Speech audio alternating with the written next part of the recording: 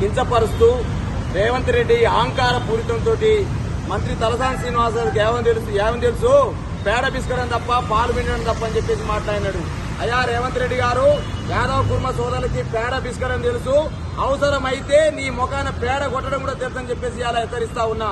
అదే క్రమంలో ఈ పేడ బిస్కిన చేతులే, ఈ పాలు వెండిన యాదవ్ కుర్మ సోదరుల చేతులే నిన్ను రాజకీయంగా తెలంగాణలో బొందబెట్టడం కూడా తెలుసని చెప్పేసి అలా హెచ్చరిస్తా ఉన్నాం. మరి వెంటనే ఇది కాంగ్రెస్ పార్టీ వ్యక్తిగతమైన వ్యాఖ్యలా లేకపోతే రేవంత్ రెడ్డి వ్యక్తిగతమైన వ్యాఖ్యలా ఒక్కసారి ఇలా కాంగ్రెస్ పార్టీ సమాధానం చెప్పాల్సిన అవసరం ఉంది.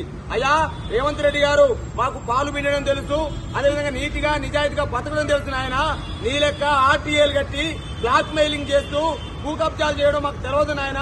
ఓన్లీ నిజాయితీగా పాలు పిండుతూ పేడ బిస్కుతూ స్వచ్ఛంగా బతికే జాతి యాదవ్ కుర్మల జాతి నాయన. అటువంటి జాతి పైన ఇష్టం వచ్చినట్టు అహంకార పూరితంగా మాట్లాడతావా? వెంటనే నువ్వు బేషరత్తుగా మంత్రి తలసాని శ్రీనివాస్ యాదవ్ గారికి క్షమాపణ చెప్పకపోతే రేపటి నుంచి నీ పతనం మొదలవుతుంది.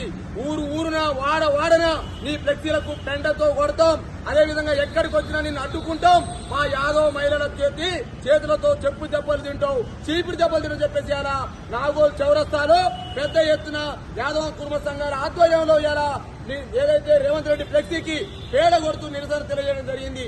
మరి రేవంత్ రెడ్డి గారు, నువ్వు మాట్లాడుతూ ఉన్నావు కదా తెలంగాణ ఉద్యమంలో లేకపోతివి, అదేవిధంగా నువ్వు ఒక దొంగ చేతిలో ఉంటే వెపన్ అటువంటి నువ్వు దొంగ అన్నట్టు ఎలా మరి మంత్రి తలసాని శ్రీనివాస్ యాదవ్ పైన యాదవ్ కుర్మ సోదరుల పైన ఇష్టం వచ్చినట్టు మాట్లాడతావా? ఖబర్దార్ రేవంత్ రెడ్డి చెప్తా ఉన్నాను. కాబట్టి 24 గంటల్లో నువ్వు మరి మంత్రి తలసాని శ్రీనివాస్ యాదవ్ కి యాదవ్ కుర్మ జాతికి నువ్వు క్షమాపణ చెప్పకపోతే ఊడనా నీ దిష్టి బొమ్మలు దగ్ధం చేస్తాం.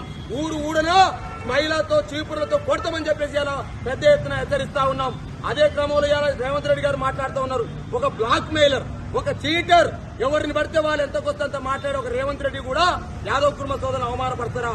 ఒకవైపు గౌరవ ముఖ్యమంత్రి కేసీఆర్ గారేమో రాష్ట్ర శాసనసభ సాక్షిగా యాదవ్ కుర్మ సోదరులంటే నీతికి నిజాయితీకి నమ్మకానికి మారుపేరని చెప్పేసి అలా పెద్ద ఎత్తున రాష్ట్ర శాసనసభలో మాట్లాడుతూ ఉంటే మరి ఇలా యాదవ్ కుర్మ సోదరుల్ని అవమానపరిచే విధంగా రేవంత్ రెడ్డి ఆ వ్యాఖ్యలు చేయడాన్ని ఇలా సంపూర్ణంగా ఖండిస్తా ఉన్నాం.